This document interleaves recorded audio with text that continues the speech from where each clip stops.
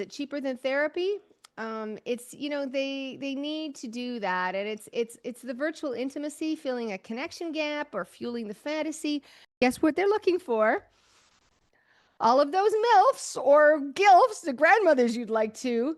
But the idea is that you want those 55-year-old women, Why does my libido disappear the moment I'm in a long-term relationship? Oh. Somebody writes, Sue, why does my libido disappear the moment I am in a long-term relationship? Yeah. I wanted them so bad at first, and you do that, can't keep your hands off each other, that Yep. rabbit honeymoon thing going on, and now you'd rather reorganize the pantry than get naked. That happens a lot. And sometimes it's attachment style. Sometimes it's the desire, and you see it with a lot of people for that desire for newness, right? You're in that first 9 to 12 months in a relationship, and you're in that phase, and you cannot keep your hands off each other.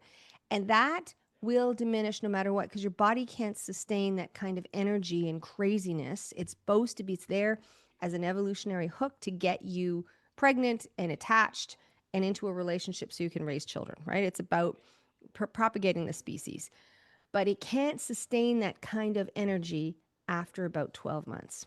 So then it wanes. So I always say to people, don't make any big decisions in the first 12 months, because it's chemistry talking, right? And so if you couldn't keep your hands off each other, now negotiating sex is like the chore wheel. Your turn to initiate. I did it last month.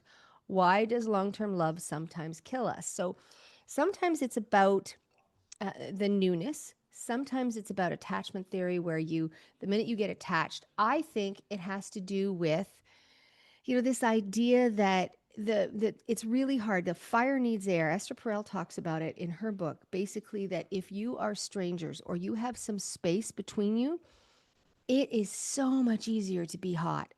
One night stands or just sort of fuck buddy friends is so much. Familiarity can kill fantasies, and eroticism thrives on mystery. You've seen them floss in SpongeBob PJs. It's hard to feel like the sexy stranger. It really is. I'm a big believer in separate bathrooms, just saying. Yeah. Oh, The yeah. I Oh yeah, the idea of responsive desire versus spontaneous desire. Especially for women, their desire comes after arousal, not before. You may not feel horny until you're halfway in. And that is that I've been talking about that for a while. And you want to feel wanted, and you want to have things that, get stimulated, stimulated, stimulated, stimulated. And then you're like, please don't stop. But it takes that long versus guys who are spontaneous going, I've just had a twitch in my underwear and I'm in. And that's okay. Both of them are fine, but know what's going on with your person, right?